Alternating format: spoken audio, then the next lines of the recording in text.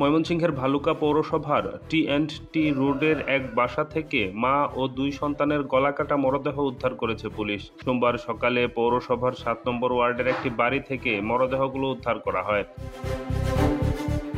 নিহতরা হলেন গৃহবধূ ময়না আক্তার, তার মেয়ে রাইসা ও ছেলে নীরব। নিহতের স্বামী রফিকুল ইসলাম নেত্রকোনার কেন্দুয়া উপজেলার সেনেরবাজার এলাকার বাসিন্দা। তিনি ভালুকার রাসেল স্পিনিং মিল নামের একটি পোশাক কারখানায় চাকরি করেন। পরিবার নিয়ে তিনি পৌর শহরের 7 নম্বর ওয়ার্ডের টি&টি রোডের ফাইয়ুম মিয়ার বাড়িতে ভাড়া থাকতেন।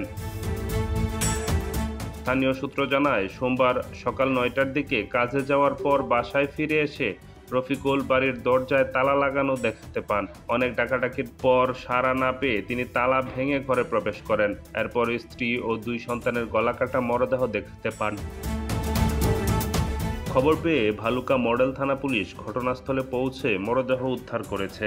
এদিকে রফিকুলের ছোট ভাই নজরুল ইসলামও তাদের সঙ্গে একই বাসায় থাকতেন। ঘটনার পর থেকে তিনি নিখোঁজ রয়েছেন। ডেস্ক রিপোর্ট, দৈনিক আকাশ জমিন।